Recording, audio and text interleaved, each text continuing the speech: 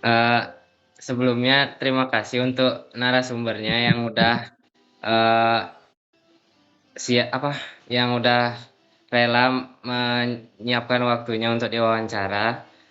Sebelum itu izinkan kami memperkenalkan diri terlebih dahulu, dengan saya I Gusti Agung Anom Suratirta Narendra dan teman saya. Saya Ipudo Aditya Bramasta Putra. Oke, sebelum itu juga, sebelum memulai wawancaranya, narasumber boleh memperkenalkan diri terlebih dahulu dan pekerjaannya juga. Ya, terima kasih adik-adik sudah mempercayai Bapak sebagai narasumber.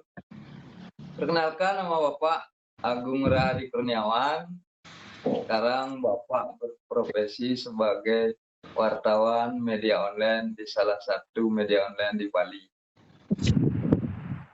Oke, baik, mulai wawancaranya.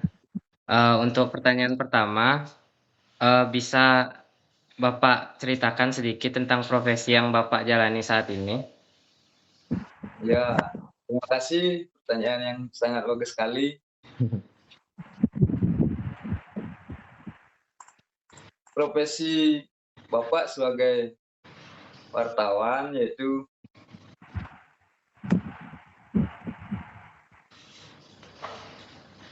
mencari tugas Bapak mencari berita narasumber lapangan. Setelah itu langsung mewawancarai narasumber dan mengolah data-data mereka dengan fakta. Setelah diolah, dikirimkan ke redaktur dan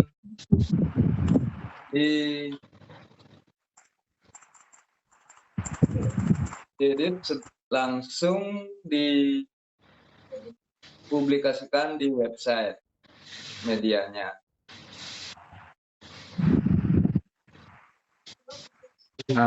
Lanjut ke pertanyaan yang kedua, bagaimana penerapan bahasa Indonesia pada pekerjaan Anda?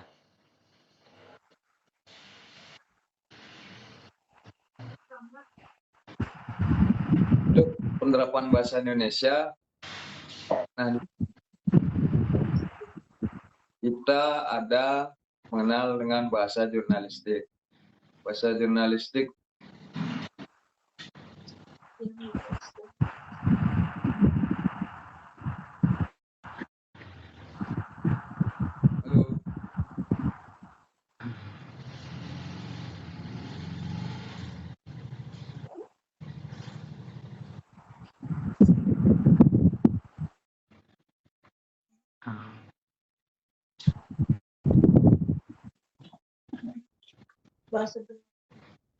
terima kasih. Maaf sinyal ini tidak bagus. Iya, nggak. Nah, kembali ke bahasa tadi, dalam mengemas suatu berita, kita menggunakan bahasa jurnalistik, di mana dikemas dengan singkat dan tepat.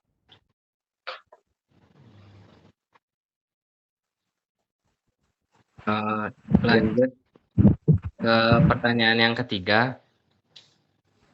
Oke, di sini saya akan menanyakan pertanyaan. Jadi, apakah di tempat kerja Bapak itu ada standar atau pedoman khusus terkait penggunaan bahasa Indonesianya, misalnya seperti ejaan, tata bahasa, atau istilah-istilah teknisnya begitu? Ya, tentu saja penulisan sesuai dengan EYD dan pedoman-pedoman seperti dilarang menggunakan kata-kata ambigu karena kata ambigu bisa menimbulkan fitnah.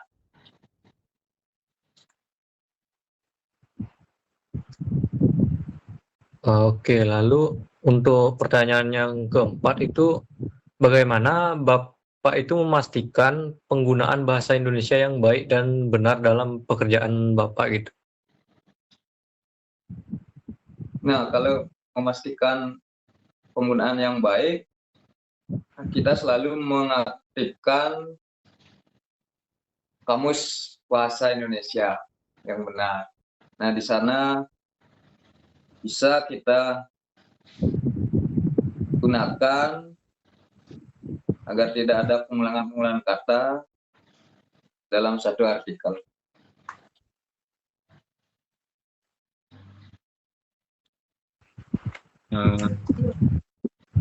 Dibaca-baca kembali. Kalau ada penulisan yang salah, bisa diralat. Dan yang jelasnya sesuai dengan EYD. Oke. Ya, mungkin itu. Ada lagi? Sudah sampai di situ aja pertanyaannya, cuman ada 4. Ya, Terima kasih sudah meluangkan waktu untuk diwawancara. ya. Terima kasih. Terima kasih, Ya, Wali. terima kasih sudah mau meluangkan waktunya untuk diwawancara pada malam hari ini. Sebelum wawancaranya dimulai, izinkan saya dan teman saya memperkenalkan diri terlebih dahulu. Saya I Gusti Agung Anung Surya Tirta Narendra dan teman saya. Saya Putu Aditya Bramasta Putra. Lalu narasumber dipersilahkan juga untuk memperkenalkan diri dan pekerjaannya. Baik, terima kasih atas kesempatannya. Nama saya Niputu Hadomi Widiasih. Saya adalah seorang guru di sekolah dasar. Baik, saya mulai wawancaranya. Yang pertama, saya akan memberikan pertanyaan yang pertama. Bisa Ibu ceritakan tidak sedikit tentang profesi yang Ibu jalanin saat ini? Ya, baik. Jadi profesi yang saya jalankan saat ini adalah sebagai guru di sekolah dasar. Saya bekerja sebagai guru kelas. Ya, guru kelas. Jadi semua mata pelajaran saya ampu dan tugas saya di sekolah bukan hanya saja sekedar mengajarkan materi akademik, tetapi tugas saya juga mencakup membantu membangun karakter dan budi pekerti siswa-siswa saya di sekolah. Tugas saya itu mulai dari membuat perencanaan pembelajaran, kemudian menyampaikan materi bagaimana caranya supaya anak-anak paham dengan apa yang kita tujuan pembelajarannya supaya masuk ke siswa bisa mendapatkan pengalaman belajar yang baru dan siswa juga menjadi senang belajar. Tentu saja dalam penyampaian pembelajaran di situ perlu komunikasi yang baik supaya pembelajaran bisa berlangsung dengan dua arah, tidak saja dari guru saja tetapi dari murid juga ada timbal baliknya, tidak guru aja yang ngasih tetapi kita sama-sama belajar, sharing gitu. Oke. Lanjut ke pertanyaan yang kedua. Bagaimana penerapan bahasa Indonesia yang ada pada pekerjaan yang Anda lakukan saat ini? Jadi bahasa Indonesia tentu saja merupakan alat kerja utama ya. Penerapannya sangat krusial dalam beberapa aspek, terutama dalam bahasa pengantar. Jadi dalam pembelajaran di kelas, pembelajaran di sekolah, jadi saya menggunakan bahasa Indonesia sebagai bahasa pengantar utama di kelas untuk menjelaskan konsep-konsep dalam pembelajaran. Begitu pula dengan siswa, kami di dalam kelas menggunakan bahasa Indonesia. Nah, tantangannya bagaimana menerjemahkan bahasa-bahasa yang ada di buku yang mungkin banyak murid-murid belum paham, apalagi di desa ya. Jadi mungkin banyak kosa-kosa kata yang baru mereka temui pada saat mereka membaca buku. Jadi di sana bagaimana tugas guru untuk menyederhanakan, mencari bahasa-bahasa yang dekat dengan kehidupan sehari-hari sehingga murid-murid tuh bisa paham dengan apa sih maksud dari materi yang ada di buku. Kemudian guru juga menjadi role model. Ya, jadi pasti guru tuh akan jadi panutan dari murid-murid. Jadi kita juga harus membiasakan diri menggunakan bahasa Indonesia yang baik dan benar, yang baku. Kemudian komunikasi juga dengan orang tua murid dengan menggunakan bahasa Indonesia yang baik dan benar. Gitu kira-kira. Oke, jadi saya akan melanjutkan pertanyaan. Jadi untuk pertanyaan ketiga, apakah di tempat kerja Ibu tuh ada standar atau pedoman khusus terkait penggunaan bahasa Indonesianya? Yeah. Jadi dalam pembelajaran tentu saja ada ketentuannya ya. Kami belajar, kami di sekolah tentu memegang standar yang cukup ketat. Misalnya satu, kami menggunakan buku pedoman guru dan siswa. Kami dalam pembelajaran tentu saja selalu mengacu pada buku teks standar dari Kemendikbudristek. Bahasa yang kami gunakan di kelas harus selaras dengan kosakata yang ada di buku paket. Kemudian yang kedua, pasti harus sesuai dengan kaidah EYD, terutama dalam pembelajaran bahasa Indonesia. Saat menerangkan, saat menulis soal, dan juga administrasi sekolah, tentu saja wajib menggunakan bahasa yang sesuai dengan EYD, ejaan yang disempurnakan. Kemudian ada juga menggunakan pedoman kesantunan. Di luar teknis tata bahasa, sekolah kami juga memiliki standar bahasa positif namanya. Jadi kami menghindari menggunakan kata-kata yang negatif seperti siswanya bodoh atau nakal, tetapi digantikan dengan istilah yang lebih membangun, misalnya perlu dibimbing atau sangat aktif siswanya. Gitu. Itu kira-kira deh. Oke, jadi untuk pertanyaan keempat, bagaimana Ibu tuh memastikan penggunaan bahasa Indonesia yang baik dan benar dalam pekerjaannya? Baik, sebagai guru ya, tentunya sebelum masuk kelas, sebelum kita mengajar, tentu sudah melaksanakan atau membuat persiapan mengajar, yaitu dengan membuat atau merancang modul ajar. Nah, sebelum mengajar, kita nyusun yang namanya RPP atau modul ajar. Nah, dalam RPP atau modul ajar ini dirancang dengan menggunakan bahasa Indonesia yang baku, yang baik dan benar. Jadi dalam persiapan pembelajaran di sana kan kita sudah mendesain apa yang akan kita sampaikan kepada murid. Mungkin dari pertanyaan-pertanyaan itu bagaimana membuat pertanyaan yang menggunakan bahasa yang baku, yang baik dan benar. Kemudian memastikan dengan sering mengikuti juga kegiatan kelompok kerja guru. Di sana kami sering sekali sharing-sharing tentang bagaimana penggunaan bahasa Indonesia, penggunaan ejaan, penggunaan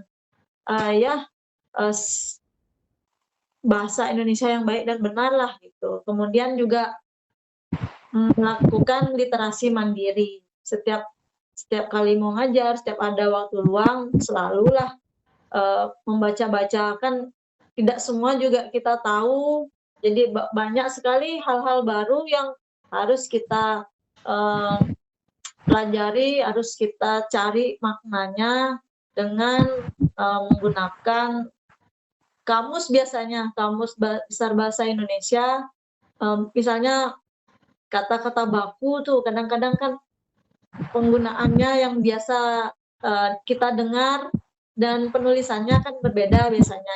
Jadi ya menggunakan kamus digital ya yang ada di Google.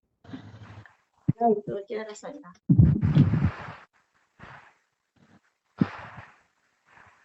Ya gitu kira-kira jawaban dari saya. Kurang lebihnya mari saling saling isi.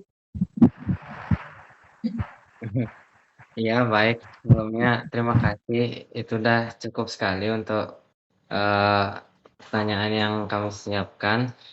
Mungkin itu saja wawancara hari ini karena kami hanya mempersiapkan 4 pertanyaan saja. Sebelumnya saya mau berterima kasih lagi karena sudah meluangkan waktunya pada malam hari ini.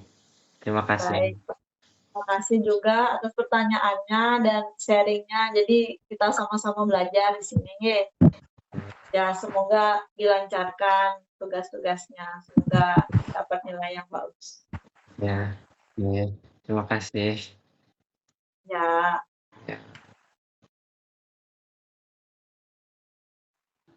Oke. Baik. Saya akan mulai.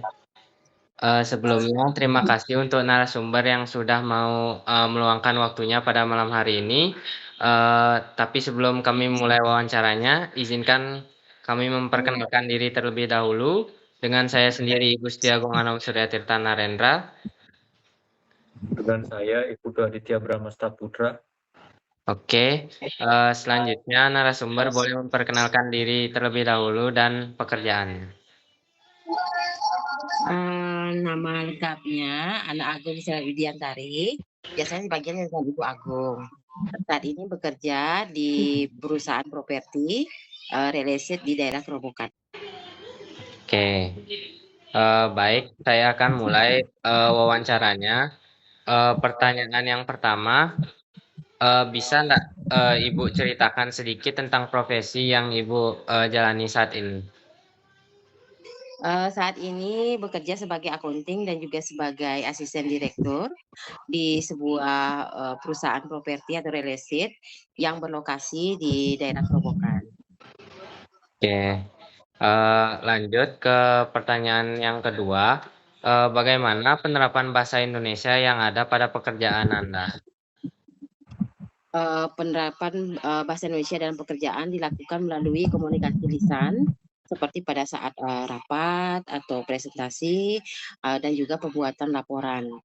Kalau untuk komunikasi yang tertulis biasanya itu via surat menyurat seperti email dan lain-lain. Oke, lanjut pertanyaan ketiga. Di sini saya akan melanjutkan ke pertanyaan ketiga. Jadi, apakah di tempat kerja Ibu itu ada standar atau pedoman-pedoman khusus terkait penggunaan bahasa Indonesianya? Ada, karena perusahaan tempat saya bekerja itu bergerak di bidang properti atau real estate, di mana kami akan selalu membuat kontrak untuk semua transaksi yang terjadi, di mana harus mengundangkan bahasa baku yang biasanya dipergunakan oleh legal profesional seperti notaris. Oke.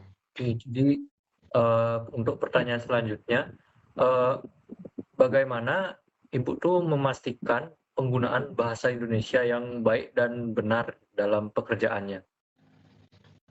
Kita harus mempelajari tata bahasa dan ejaan itu secara benar. Membaca buku, artikel, atau materi lain akan memperluas kosakata dan pemahamannya. Biasanya hindari juga menggunakan bahasa gaul, singkatan, atau kata-kata informal dalam berkomunikasi secara profesional, terutama dalam dokumen atau email resmi.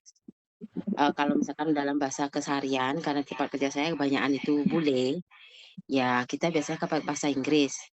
Tapi kalau untuk surat menyurat ataupun dalam pembuatan kontrak atau legal yang lainnya, ya kita memang harus menggunakan bahasa baku yang baik dan benar. Oke. Terima kasih jawabannya. Itu sudah sangat cukup sekali dari pertanyaan yang kami siapkan. Mungkin kami cukupkan wawancaranya di sini saja karena kami hanya menyiapkan 4 pertanyaan. Tapi sebelumnya kami berterima kasih sekali lagi karena sudah mau meluangkan waktunya pada malam hari ini. Terima kasih. Ya, sama-sama. Semoga tugasnya bisa selesai dan nilainya juga memuaskan untuk semuanya. Oke, baik. Terima kasih. Ya.